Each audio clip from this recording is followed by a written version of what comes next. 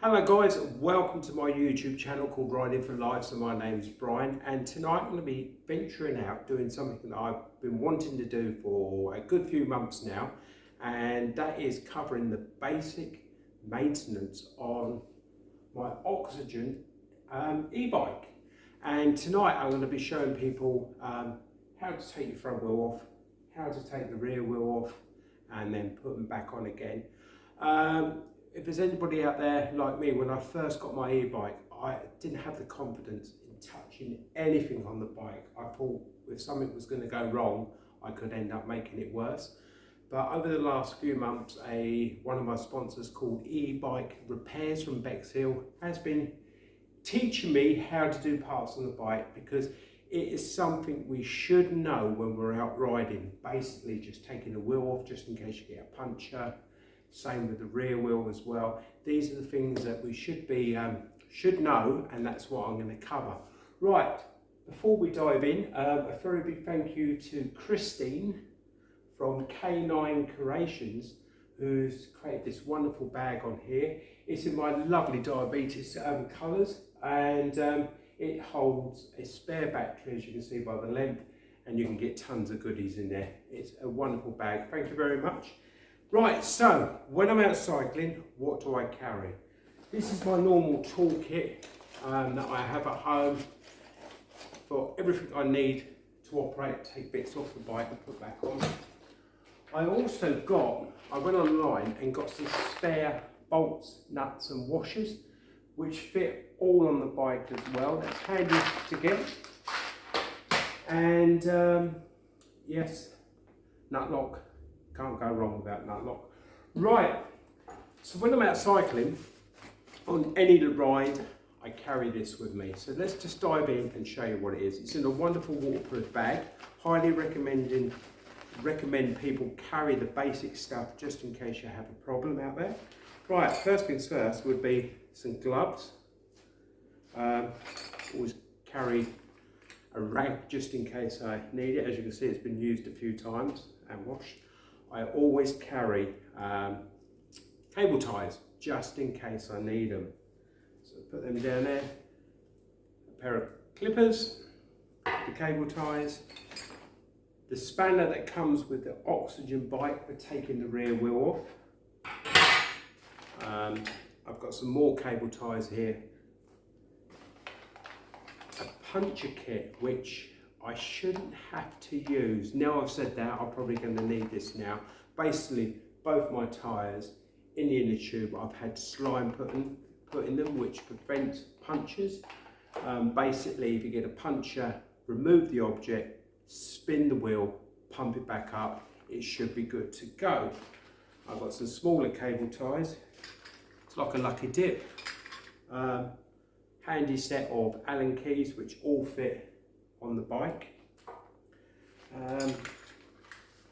A torch, a very handy torch that clips onto your body, onto you, just in case I'm in the dark and I need to have a torch. I use the CO2 gas bottles for pumping the tyres up, very handy, it saves me carrying a pump.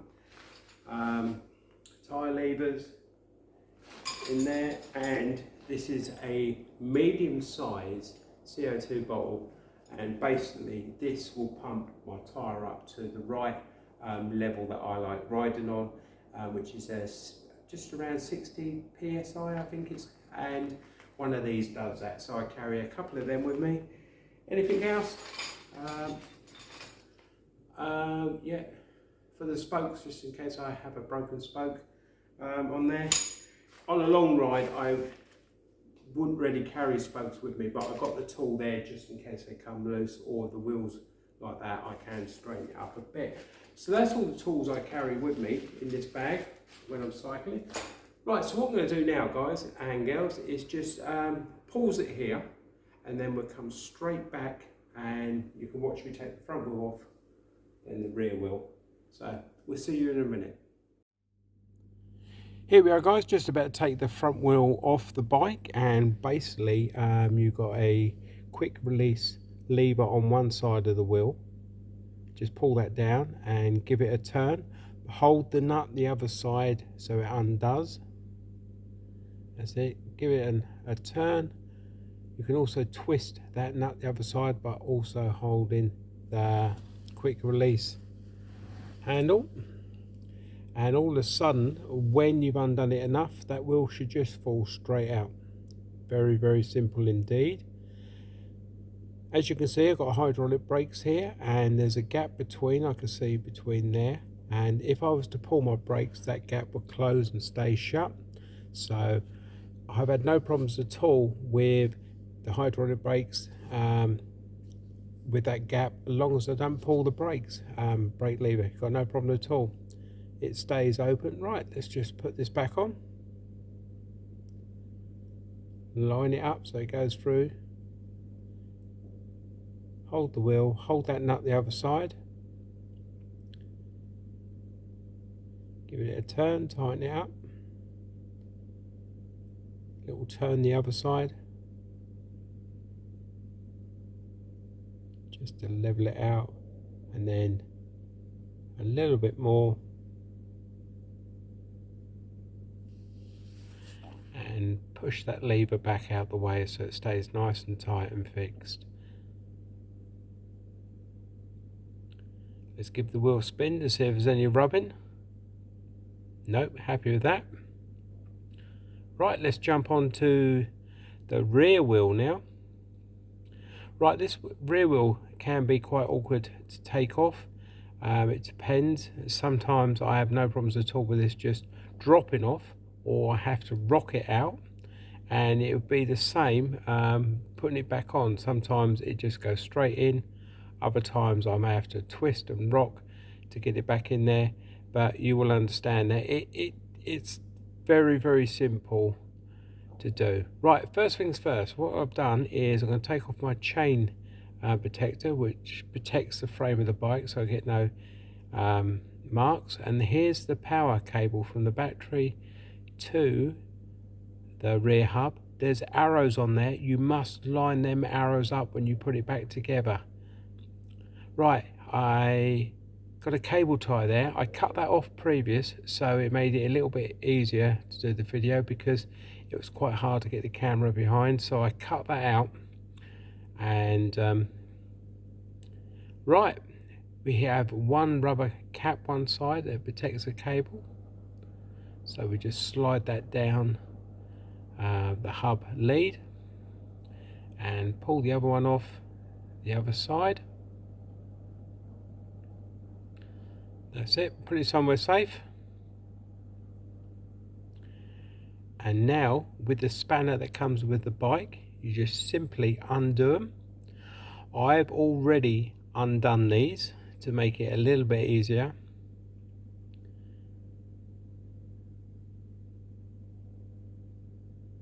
So give them a little twist. That one seems to be a little bit tight, so we just give that a little bit more. I did undo them. So now that's undone. This is very important, the next bit that we're going to do here. You have to take that nut and that washer off and slide it over the derailleurs so it sits down on the bottom of that cable. The simple reason is because if you don't, it makes it very, very awkward to get that rear wheel off. So just let that drop down. It shouldn't fall off. And then undo this nut and just give the wheel a little tap and it'll fall out. Sometimes they just drop out. So there you go, giving it a little tap, and now it's down. It's free. So literally you would just pop that out of the rear of the bike, and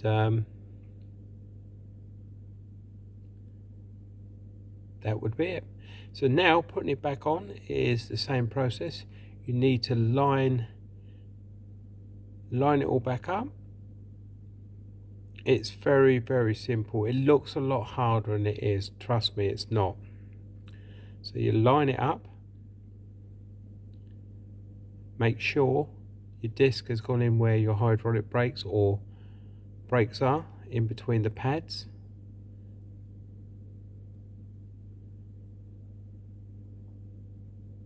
To move the derailleurs a bit so I can get that to go up nice.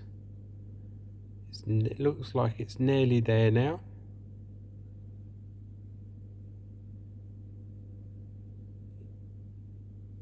Yeah, it looks like that's on.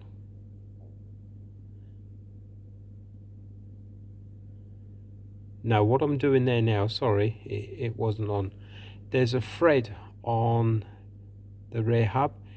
It has to be, and there's a flat bit. You have to twist that round so it's at the same angle so it slides in nice. I must have not noticed that. So now that has gone on, and literally you now put the washer and the nut on. Be very, very careful that you don't cross thread this, because it's the last thing you want to do. As you can see, I was taking my time to get it there. I want it to go on so it's not cross threading.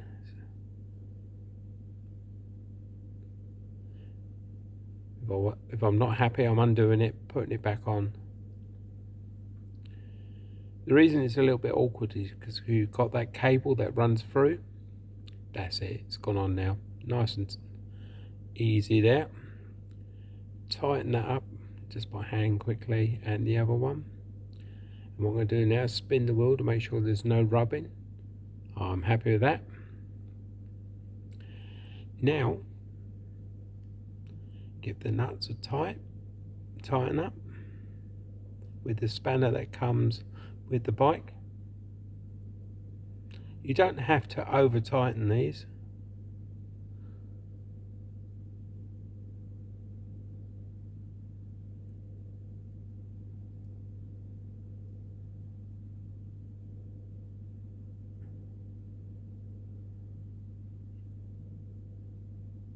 Yep, happy with that.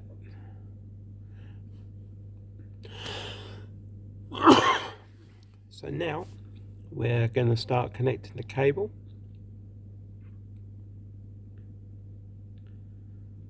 First things first, I need to push that rubber grommet back over the wire and over the nut. It's a tight fit. And put the other one on. Push them in tight. Happy with that. Don't want them to come off. There's no rubbing at all on there, which is really good. I'm now just going to quickly go through the gears to make sure they're changing okay. Because if I have a problem, it's easier to correct it before I carry on. But the gears are going up and down, no problems at all. So now we connect up from the hub to the power.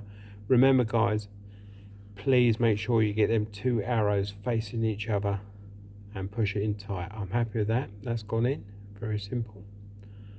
Right, now the next stage would be I'd grab a cable tie, because like I said to you, I cut one off. Behind there you'll feel a little hole where the cable tie can go through and pull tight to keep that wire out of the way. I'm just using my wrap over, which protects the chain banging on the frame, because I don't want nasty chip marks over it. That's on there, happy with that.